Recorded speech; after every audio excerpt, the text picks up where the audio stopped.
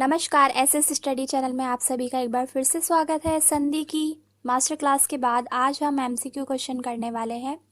आज की अपनी ये टेस्ट सीरीज शुरू करें इससे पहले आप चैनल को सब्सक्राइब करके बेल आइकन को क्लिक कर दीजिए। तो चलिए करते हैं आज का ये वीडियो शुरू।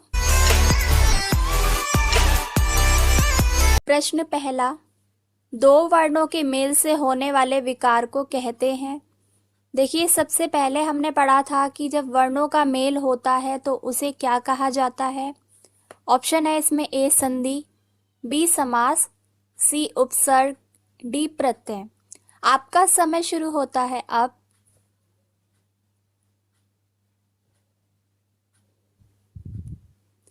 इस प्रश्न का सही उत्तर है ए संधि। याद रखिएगा, जब भी दो वर्णों का मेल होता है तो उसे संधि कहा जाता है और जब शब्दों का मेल होता है तो उसको समास कहते हैं। प्रश्न संख्या 2, संधि कितने प्रकार के होते हैं। ए 1, बी 2, सी 3, डी 4।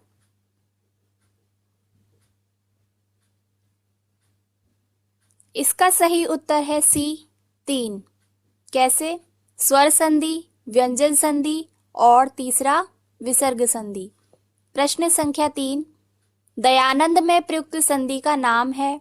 ए गुण संधि, बी दीर्घ संधि, सी व्यंजन संधि, डी यड़ संधि।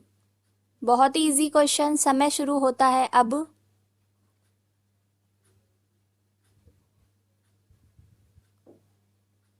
इसका सही उत्तर है बी दीर्घ संधि, क्योंकि दयानंद में बड़े आ की मात्रा है दया, और जहां पर बड़ी मात्रा होती है वहां पर दीर्घ संधि होती है। अगला प्रश्न, प्रश्न संख्या 4, कपीश में प्रयुक्त संधि का नाम है। ए वृद्धि संधि, बी दीर्घ संधि, सी यड़ संधि, डी विसर्ग संधि। आपका समय शुरू होता है अब।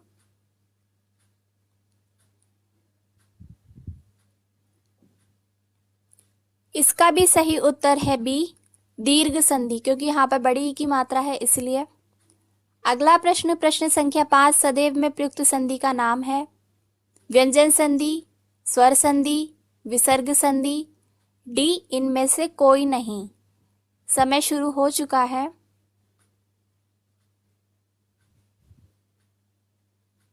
इसका सही उत्तर है बी स्वर संधि।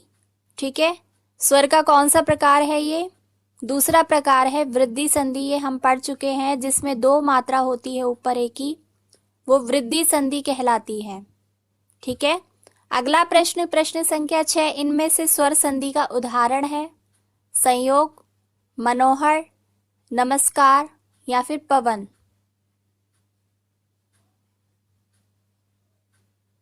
इसका सही उत्तर है डी पवन। प्रश्न संख्या 7, निम्नांकित में से कौन सा शब्द वृद्धि संधि का उदाहरण नहीं है। ए सदैव, बी जलौग, सी गुरुप्रदेश और डी परमोदार्य।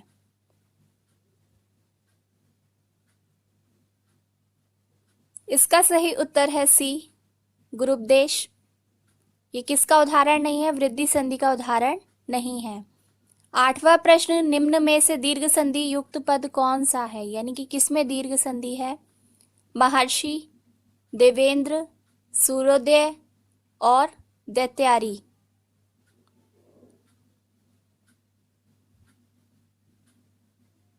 इसका सही उत्तर है डी दैत्यारी। प्रश्न संख्या 9, पवित्र में प्रयुक्त संधि का नाम है। ए यड़ संधि, बी गुण संधि, सी अयादि संधि, डी वृद्धि संधि।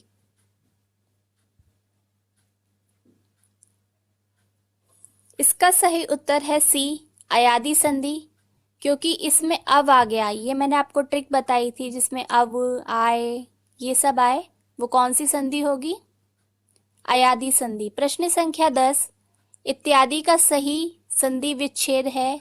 संधि विच्छेद भी हमने पढ़ा, एग्जाम्पल सहित पढ़ा था हमने। विसर्ग संधि, व्यंजन संधि के जब प्रश्न कर रहे थे, हम टॉपिक को कवर कर रहे थे, तो आपको इसमें बताना है इत्यादि का सही संधि विच्छेद कौन सा है। इत जमा यादि, बी इति आदि, और सी इत जमा आदि, डी इति जमा आदि।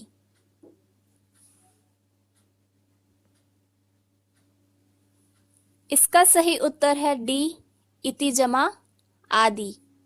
अगला प्रश्न, प्रश्न संख्या 11।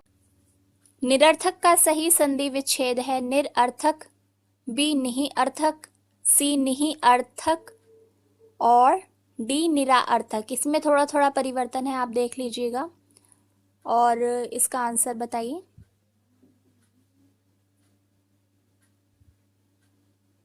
इसका सही उत्तर है सी निही जमा अर्थक। और इम्पोर्टेंट बात यह है कि ये सभी क्वेश्चंस एग्जाम में पूछे जा चुके हैं और ये बार बार रिपीट भी होते हैं यही क्वेश्चंस, इनके जैसे क्वेश्चन। बढ़ते हैं अपने अगले प्रश्न, प्रश्न संख्या 12 की तरफ। धरेश का सही संधि विच्छेद है ए धरा जमा अश, बी धर जमा ईश, सी धरा जमा ईश, डी धरा जमा इश।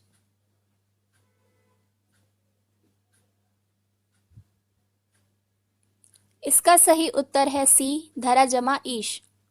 अगला प्रश्न, प्रश्न संख्या 13। निराशा का सही संधि विच्छेद है निरा जमा आशा, निर्जमा आशा, सी निही जमा आशा और डी निरह जमा आशा। आपका समय शुरू होता है अब।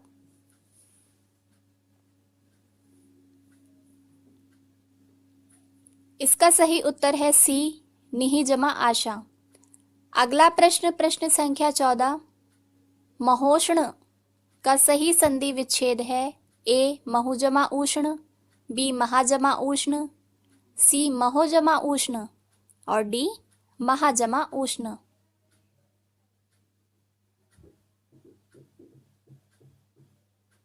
इसका सही उत्तर है डी महाजमा उष्ण। अगला प्रश्न, प्रश्न संख्या 15। आशीर्वाद का सही संधि विच्छेद है, ये बहुत इंपॉर्टेंट क्वेश्चन है। ए आशीर जमावाद, बी आशी जमावाद, सी आशी जमावाद और डी इनमें से कोई नहीं।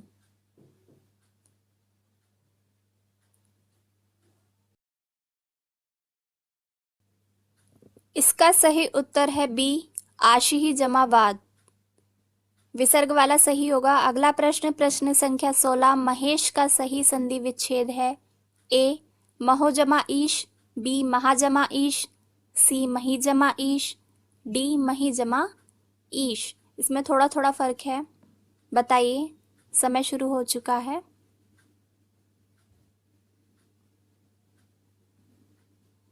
इसका सही होगा बी महाजमा ईश, बड़ी की मात्रा वाला। ठीक है। अगला प्रश्न, प्रश्न संख्या 17। सन्मति का सही संधि विच्छेद है ए समजमामति, बी संजमामति, सी सदजमामति, डी सदजमामति।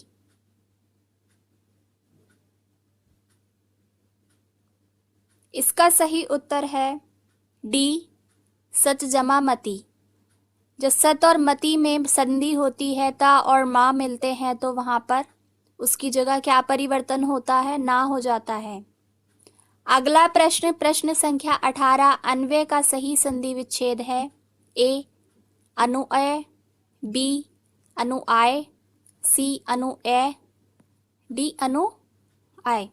थोड़ा थोड़ा मात्राओं का फर्क होता है, इसमें आपको छांटना है। आपका समय शुरू होता है अब।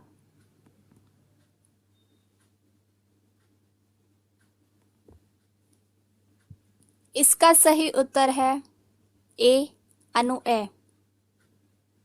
प्रश्न संख्या 19। परोपकार में प्रयुक्त संधि का नाम है विसर्ग संधि, गुण संधि, वृद्धि संधि या फिर यण संधि। परोपकार में आपका समय शुरू होता है अब।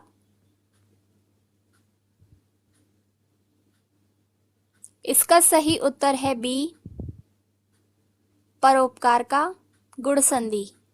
क्यों? क्योंकि इसमें ओ की मात्रा है, हमने पढ़ा था। आप रूल्स को देखिएगा, ट्रिक्स को देखिएगा, आपको समझ आएगा। आगे बढ़ते हैं अपने अगले प्रश्न, प्रश्न संख्या 20 की तरफ। निम्नांकित में से कौन सा शब्द स्वर संधि का उदाहरण है? ए अधोगति, बी उच्चारण, सी दिग्गज और डी मनवंतर।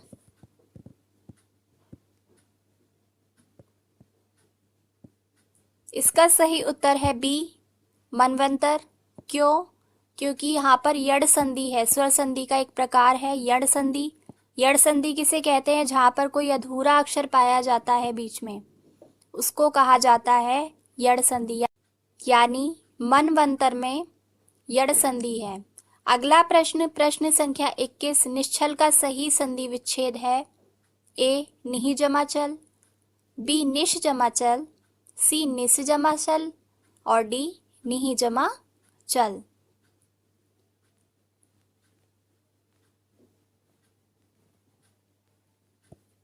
इसका सही उत्तर है डी, निहि जमा चल। अगला प्रश्न, प्रश्न संख्या 22, निम्नलिखित में से किसमें से विसर्ग संधि है? उज्ज्वल, निश्चल, राजेंद्र, दुर्गम।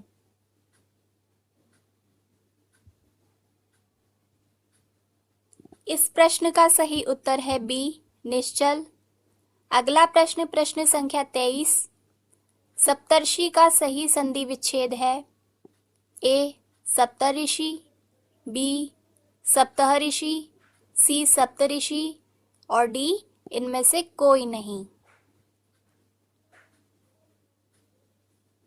इस प्रश्न का सही उत्तर है सी, सप्तऋषि, सप्त जमा ऋषि। अगला प्रश्न, प्रश्न संख्या 24, तपोवन में प्रयुक्त संधि का नाम है ए, स्वर संधि, बी, व्यंजन संधि, सी, विसर्ग संधि और डी, इनमें से कोई नहीं। तपोवन में इसका सही उत्तर है सी, विसर्ग संधि। ठीक है। अगला प्रश्न, प्रश्न संख्या 25, स्वागत में प्रयुक्त संधि का नाम है ए, व्यंजन संधि, बी, यड़ संधि, सी, दीर्घ संधि और डी, वृद्धि संधि।